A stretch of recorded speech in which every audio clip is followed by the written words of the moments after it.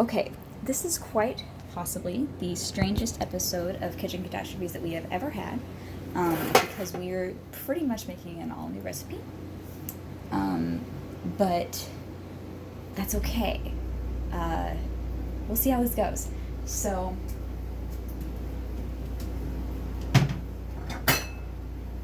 we're making simple Italian Parmesan chicken. If you are not aware of what is going on, you should definitely go watch the other videos that were an intro to this, because from the get-go, it's been a catastrophe.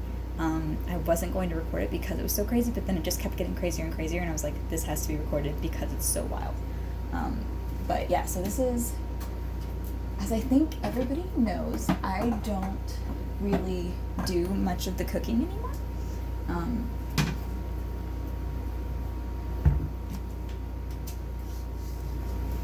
I don't have all my ingredients out tonight. I'm not prepared.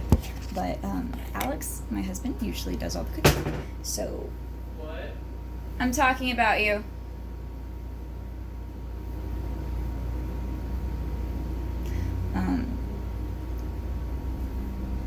So this is a recipe that he has done before,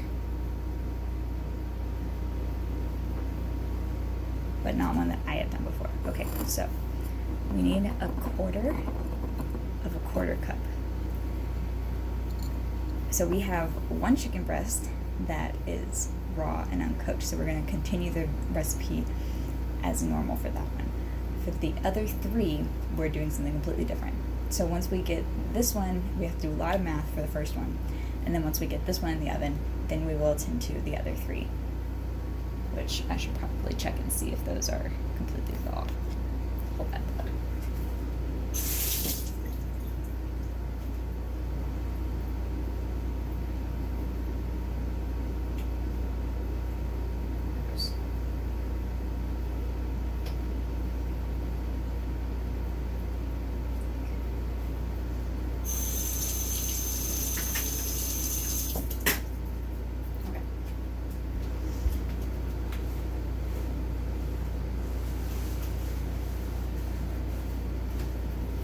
Almost forgot this guy.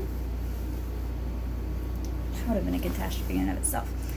I use this a lot to wipe my hands on, if you haven't noticed, so I don't have to keep getting paper towels dirty, or getting the regular towels dirty either. So, okay, we are gonna tie this very poorly. Last time I had Alex tie this, and that was definitely an improvement.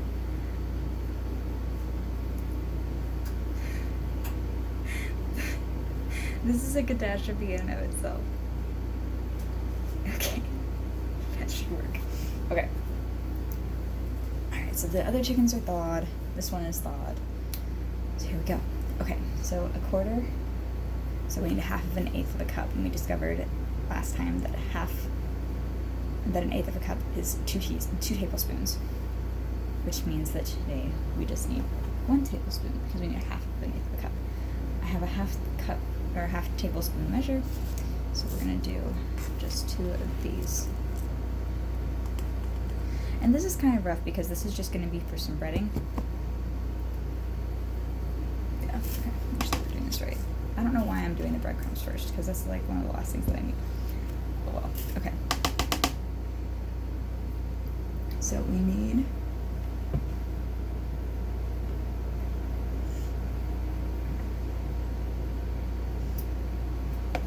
okay, so we just need half a tablespoon of extra virgin olive oil. Again, this is for the breading, if I didn't make that clear.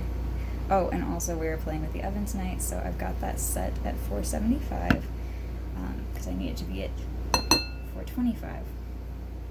And it is almost certainly not going to be ready when we need it to be ready, because this isn't actually a very complicated recipe. So there'll probably be a lot of waiting. And then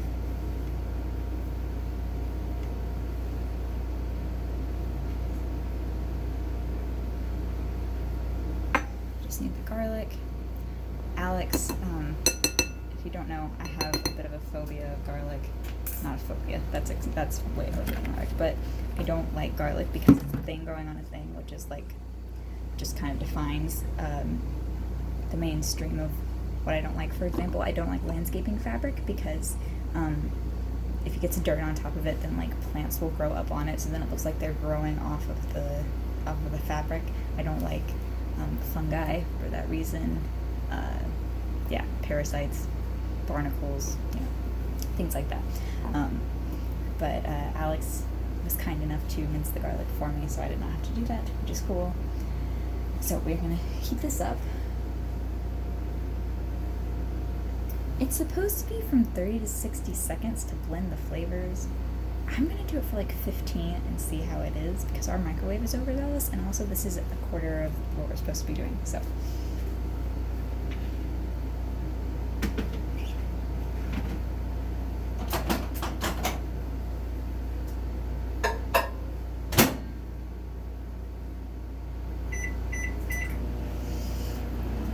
One of the other fun things that I discovered when I was getting ready to do this recipe is that all the dishes that I was going to need, except for like the prep bowls,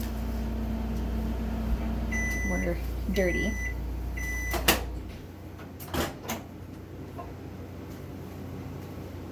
So I had to go through and wash those as well. And now thinking back on it, I definitely should have been preheating the oven while I was washing the dishes. Because we're going to have a long wait to make sure that it gets the right temp.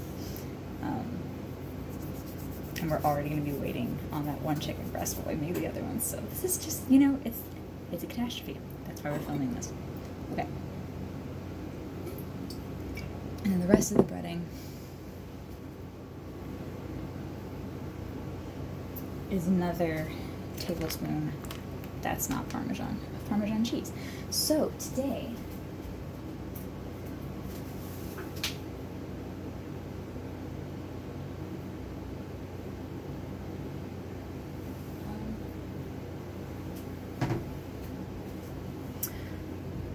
we're supposed to be grating.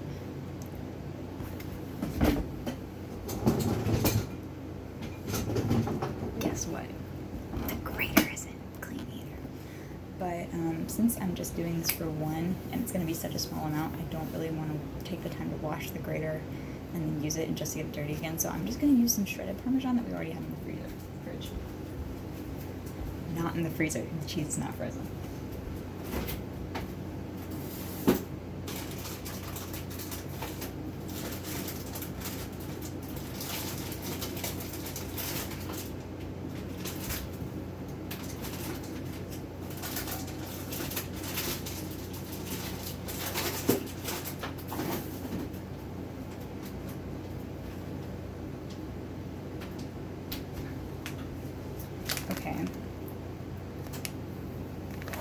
We were cutting it close on this. This is not good.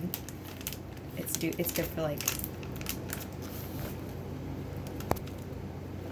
3 more days according to the bag. It smells good though, so we should be fine. So it's just like a half a tablespoon? I'm really crumbled up. That's the nice thing about having like a Parmesan grater, or I forgot this had. This is good. This is really good, guys. Okay. But yeah, probably the good thing about having like a Parmesan grater or just a cheese grater in general is that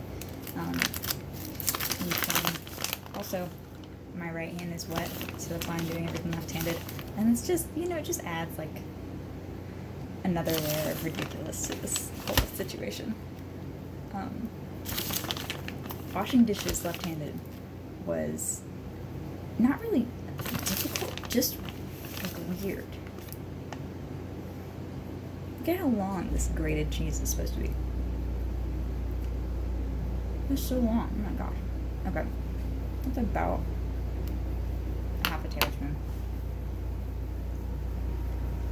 I'm just going to crumble that up a little bit, break it up a little more, because it's not going to make very good breading if it's really big. But yeah, what I was saying is the beauty of having like a cheese grater or like a specifically a Parmesan cheese grater, is it comes out really fine. So it would work really well on this breading. But this is just gonna be an adventure. That's just what's gonna happen.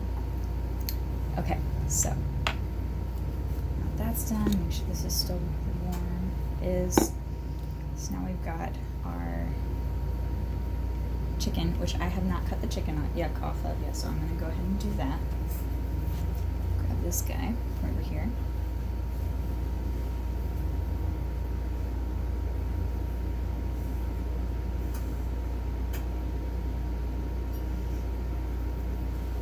So the reason that I have these damp-looking paper towels over here is because they are damp, and that I used them earlier to clean, or not clean, to dry off the broiler pan that I had to clean, because we use the broiler pan. We don't have a grill. So we use the broiler pan to cook our hot dogs in the toaster, and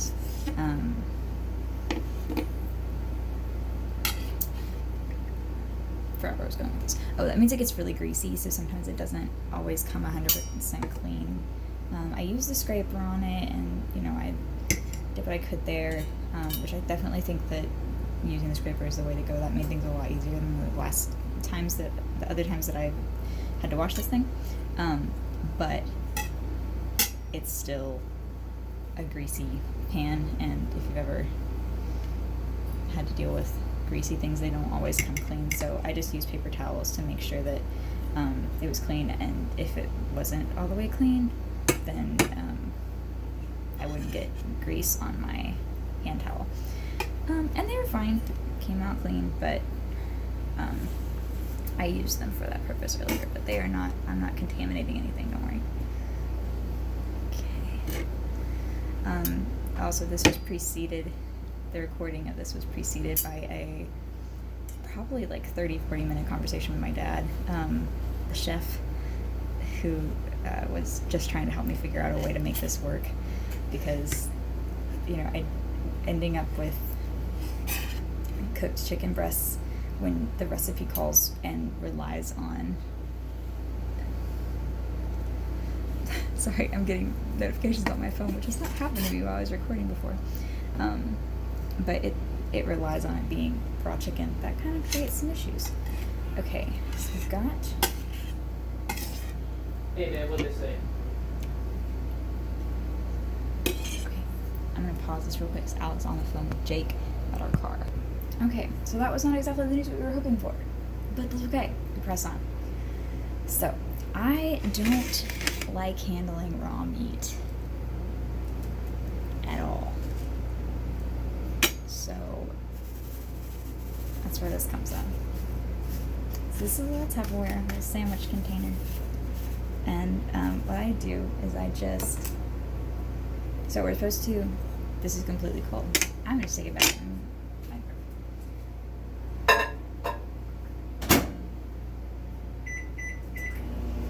So we're just supposed to run that, pour it over the chicken, which will be interesting. Not sure how that's going to work.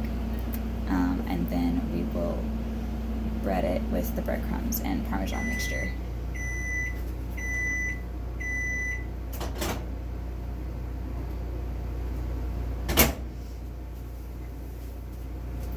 Generally speaking, when you watch somebody do this, they're using their hands.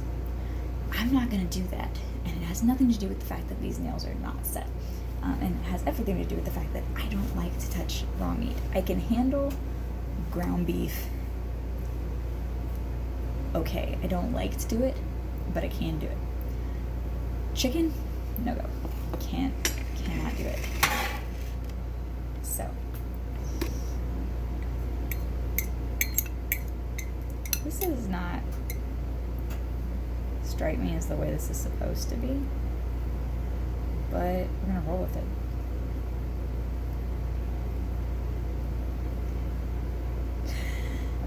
Okay, right.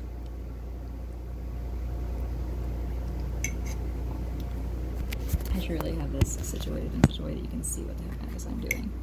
So we're gonna,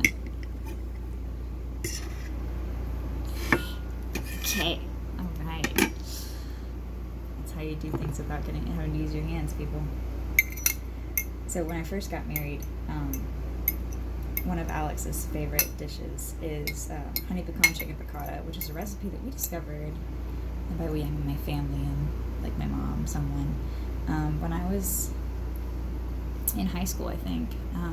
Hadn't been around for very long, but when Alex and I were dating, he was over at the house like every night. So he had experienced piccata, and we found out that he really liked it.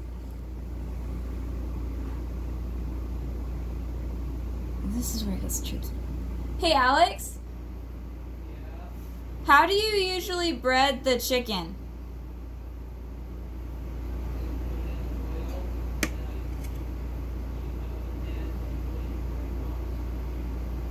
Do you just like sprinkle it on?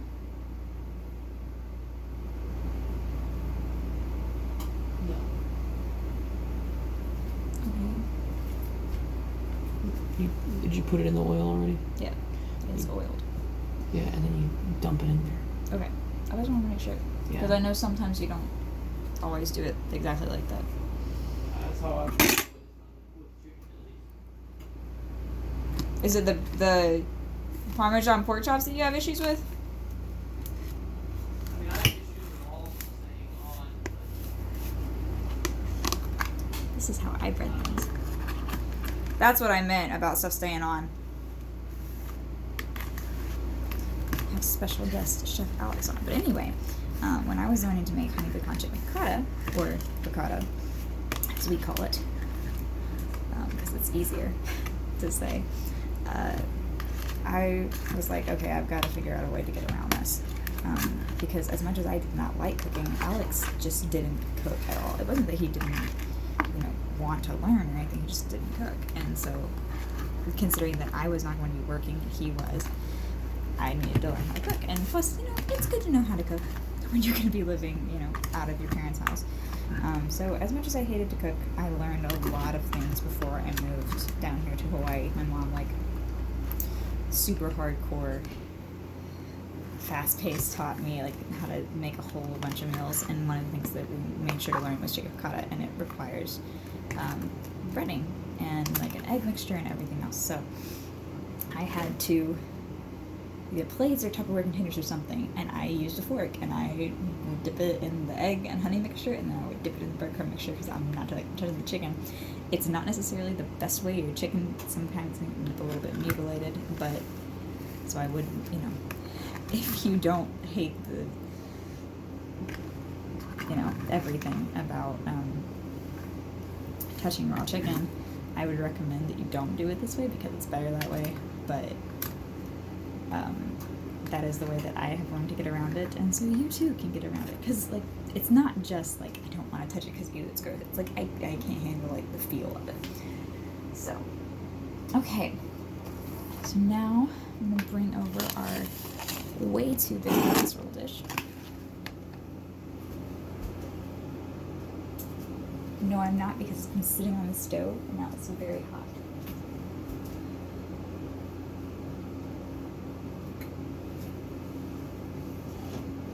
Shove it over here.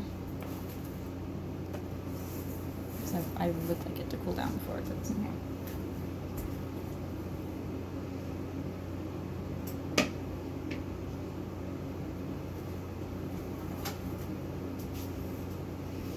Okay.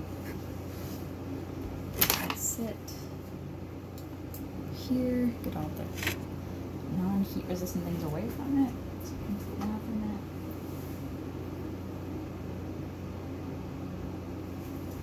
Okay, so we have good news and we have bad news. The good news is that the oven is heating. The bad news is that I have it set at 475. It's supposed to get to 425, and it is not there. And it has been sitting for several minutes since the oven told me it was done, and it was at 200 something when it told me that it was done a few minutes ago. So it has heated up, but I'm not sure if it's done heating or not. And what I don't want to do is, have a repeat of the peanut butter bars fiasco from a couple months ago, where I put it in, I turn it to a hotter temperature, and it is just completely fried. that would be bad. But I do have to take this out after a few minutes, so I think this is tricky.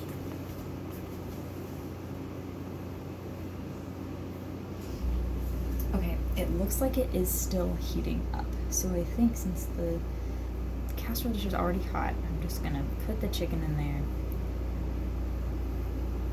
and hope for the best. Because that's all I really know how to do at this point. This is a whole lot of hoping for the best in this kitchen in general, but in this particular dish especially, so it's gonna be good. Okay. Go ahead and plop our chicken in there. Looks good.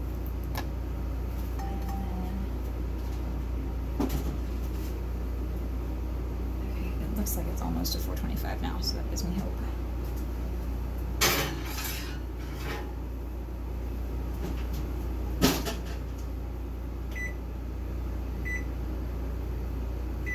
Great. I'm gonna go ahead and put it in there for 10 minutes, but I'm gonna keep an eye on it. Just remind me to check it every now and again, just to make sure that it's not like, you know, exploding or anything. Okay, so the solution that my dad and I came up with for this situation. Our chicken is still cold, but it should be completely thawed. So that's good. So what we're gonna do with this chicken is we're gonna put some mozzarella on it, and we're gonna just sprinkle a little mozzarella over the top, and then we're gonna stick it on the broiler pan, and put the broiler pan under the broiler for a little bit.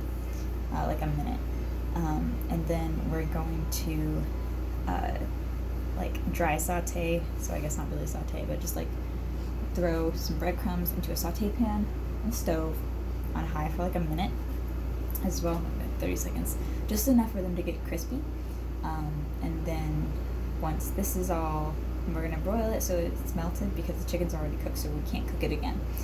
So we're going to broil it. This chicken is not warm though, and that does give me pause. We're gonna figure it out.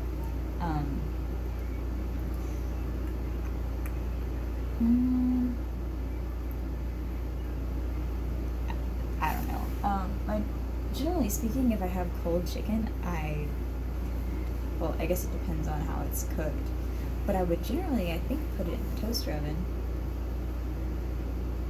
This is such an ordeal, you guys. Like, how did we get here? Yeah, so we're gonna broil it so the mozzarella is melty, and then we're gonna like mix in some mozzarella with our toasted breadcrumbs, or not toasted, crunchy breadcrumbs, and mix that together, and then put this on top of the chicken. So I don't want to do any of that until it's like time to go, because I don't want it to get cold. I could put it back in the toaster oven on warm though, or even put it on top of the toaster oven on warm and just cover it with the microwave cover. I might do that because I feel like this is going to take a little bit of trial and error. Okay, so just like everything else this evening. So here's what we're going to do.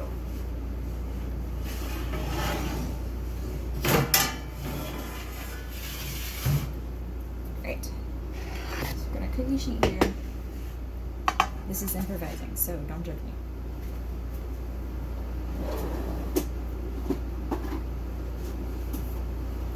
And especially don't judge my father, because he did not tell me to do this.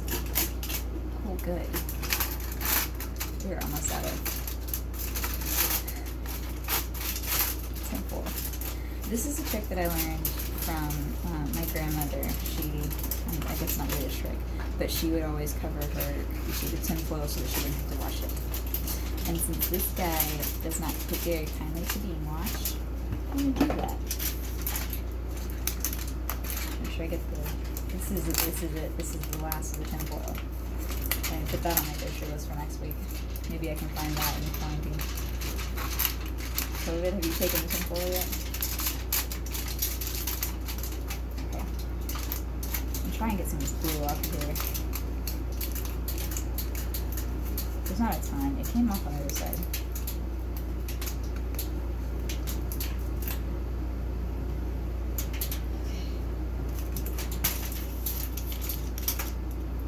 Just gonna put this over here, and hopefully it will have the effect of crisping our rather limp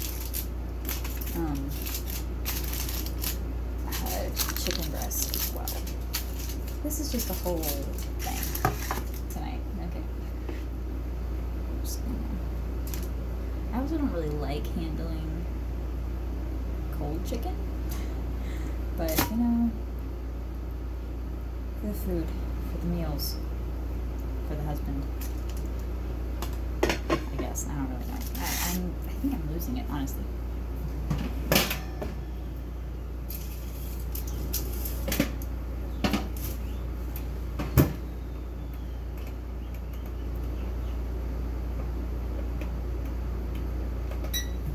So we've got that in there for just a little bit. 325, 8 minutes. I'm gonna turn that down a little bit. 5. The oven wanted to be at 4. This is one of the handiest tools, by the way. Quick plug. This isn't sponsored, but this guy. Excuse my very messy bar. I don't have much storage space in my kitchen, but that little convection toaster oven is a lifesaver, especially if you only have 2 people. But it's also great for for Thanksgiving. We go over to somebody else's house, but we bring multiple sides, so it's really nice to have one there and one in the big oven. And also, like if you're making cookies or something, then you can have two different things going at once. Because we had like one full-size cookie sheet and then one cookie sheet that comes with this thing, so we would just be, they're smaller batches, but it helps it all get done faster. So yeah, okay, so we're gonna check on this.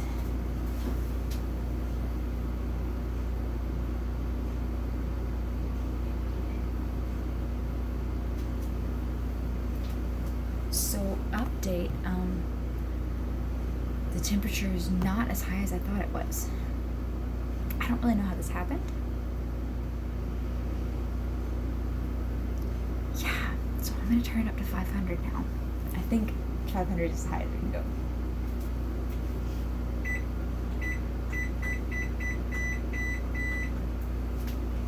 Yeah, 500 is as high as I can go. And then we're gonna check on the chickens.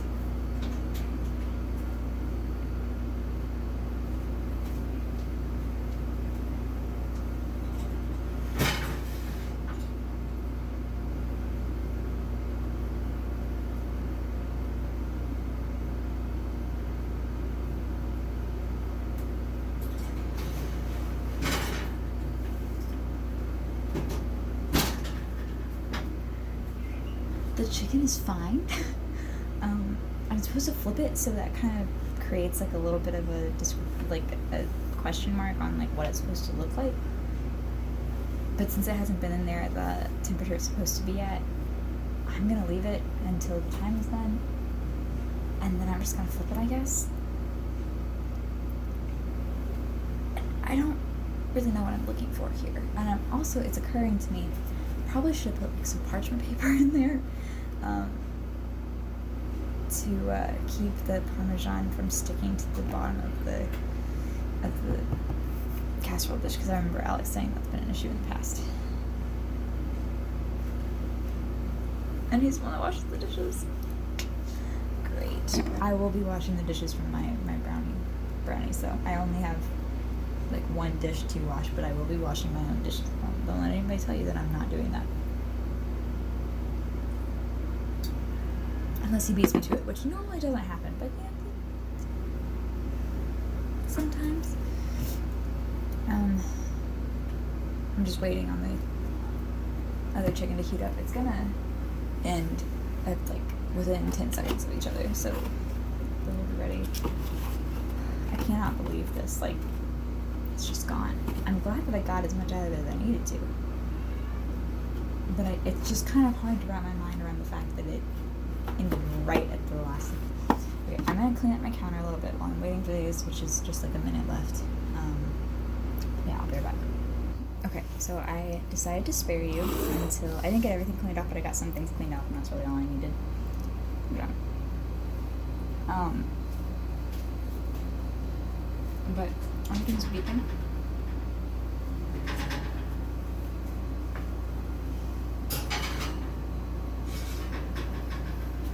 So here's our chicken at the moment. Not that you can see it. But here it is. One lone chicken breast chilling. It is definitely cooking, I can tell you that.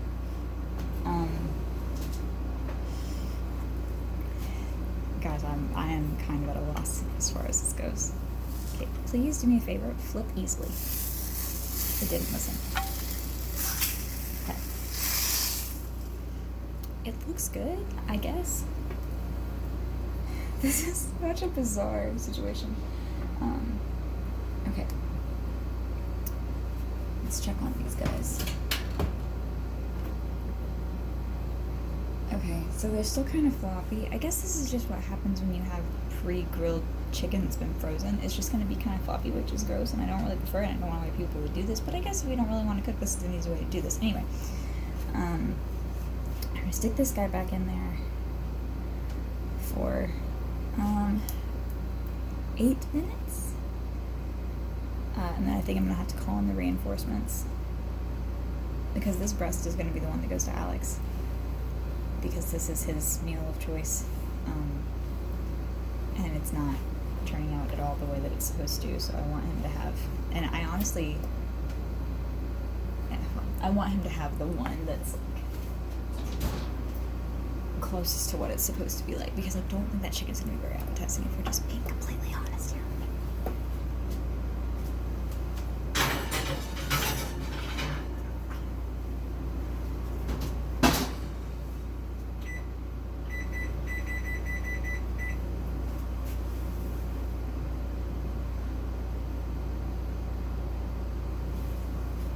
Somehow the temperature on the oven thermometer is going down, which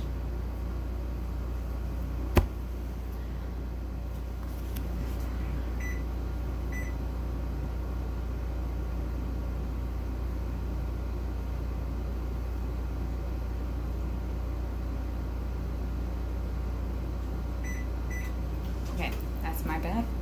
I was gonna try and blame that on the thermometer. I hit cancel instead of timer when I took the chicken out of the oven, so it cooled off. Because that's what we needed, right? Okay. Oh gosh. All the catastrophes, right?